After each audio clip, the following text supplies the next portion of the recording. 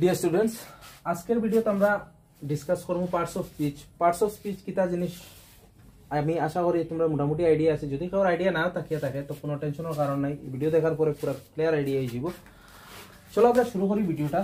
খুব সিম্পল ভাষায় video discussion হইব, আর ভিডিও শেষ হওয়ার পরে তোমরা পার্টস অফ স্পিচ লইয়া আমি আশা করি কোনো প্রবলেম হইতো না। ইংলিশও আমরা ABCD আমরা কতটা আছে, 26টা লেটার আছে, আমরা সবাই জানি, এতে তো আমরা কোনো প্রবলেম নাই। কয়েকটা লেটার মিলিয়ে, যেমন বি একটা লেটার, ও একটা লেটার, ওয়াই একটা লেটার মিলিয়ে বয়, বয় মানে ছেলে, একটা অর্থ থাকে, তখন আমরা তারে কই ওয়ার্ড। CAT ক্যাট একটা ওয়ার্ড, PEN পেন একটা ওয়ার্ড, ঠিক আছে।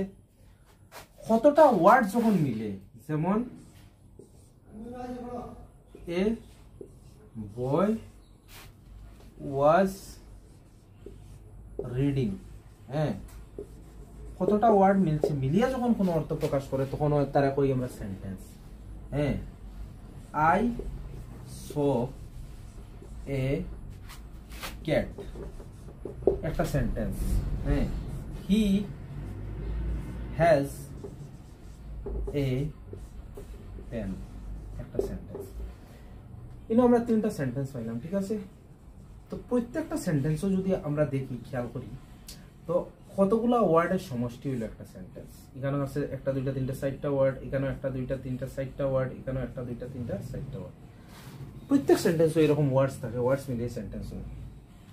এই যে পুরো সেন্টেন্সটারে আমরা যদি একটা স্পিচ হই, স্পিচ মানে কথা, আর সেন্টেন্সগুলারে যদি তার পার্ট হই, পার্ট মানে অংশ, তো এই যে কথাটা আছে, এই একটা লম্বা কথা, এ বয় ওয়াজ রিডিং, একটি ছেলে পড়িতেছিল, তো এই কথাটার একটা অংশ হইল এ, বয়ার একটা অংশ, ওয়াজার একটা অংশ, রিডিং আর একটা অংশ। ওই যে অংশগুলা, ওইগুলো হইল পার্টস অফ স্পিচ। বুঝা গেছে নি? কথার অংশ পার্টস অফ স্পিচ।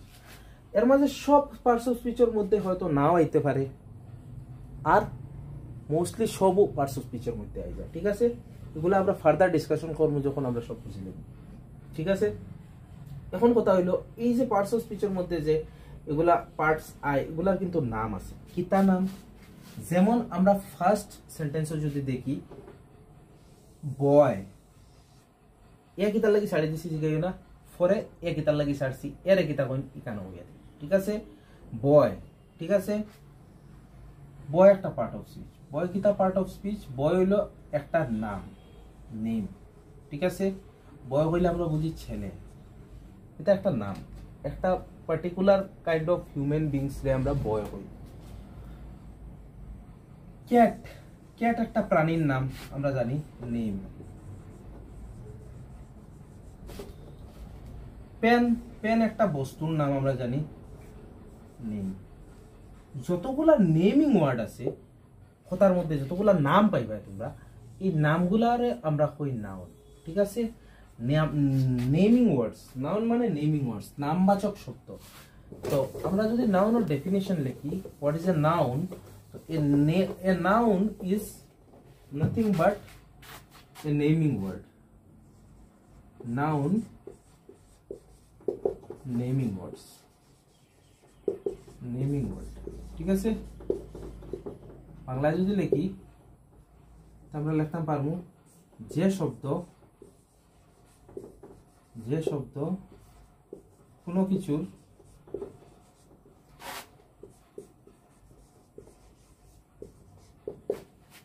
নাম,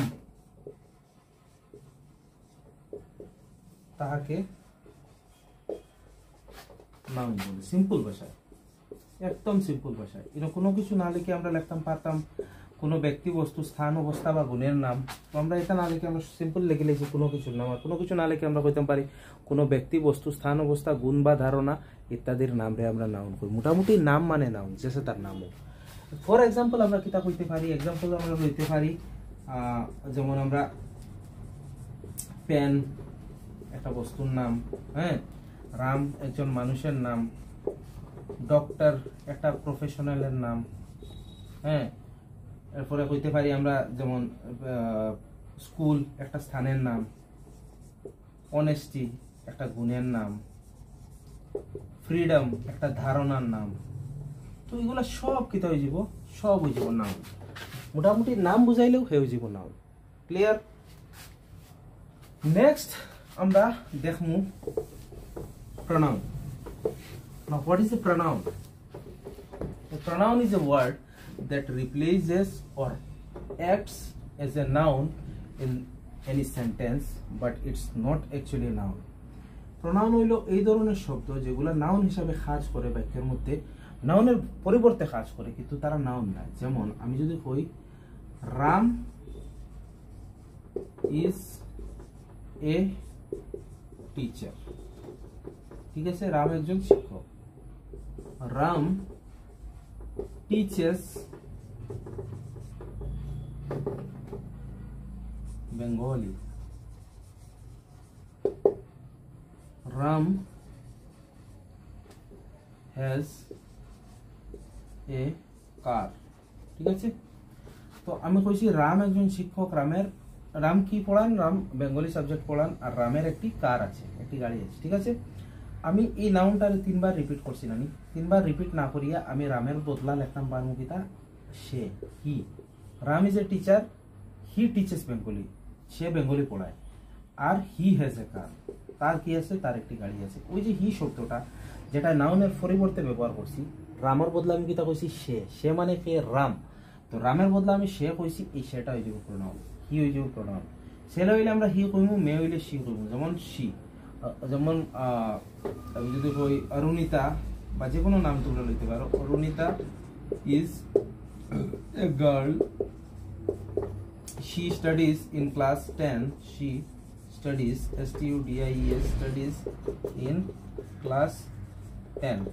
তো অরুণিতার বদলে আমি কোন শব্দ ব্যবহার করছি, she হয়ে যাব প্রোনাউন। এরকম হি, she, আর পরে দে, ইউ, আই, এগুলা শব্দ সব প্রোনাউন যেগুলা নামের পরিবর্তে ব্যবহৃত হয়। আই কোন নামের পরিবর্তে ব্যবহৃত হয়, আই মানে আমি, আমার বদলে আমি কিতা কইমু, আই কইমু। তো আমার তো নাম আছে, নামের বদলে আমি আই হই। আর উই মানে আমরা, আমরা তো সবার নাম আছে। সি মানে সে, হি মানে সে, দে মানে তাহারা। তো এগুলা সব নামের পরিবর্তে ব্যবহৃত। ইট মানে ইহা, হ্যাঁ, এগুলা সব কিতা হয়ে যাব, সব হয়ে যাব প্রোনাউন, ঠিক আছে। নাউন প্রোনাউন আমি আশা করি বুঝা গেছে। নেক্সট ক্যাটাগরি হলো verb. What is a verb? Verb হইল গিয়া যে শব্দ কোনো কিছু করা বোঝায়, কোনো কিছু করা বা হওয়া বা থাকা বোঝায়। করা, হওয়া, থাকা ইত্যাদি বোঝায়, তারে আমরা কই ভার্ব।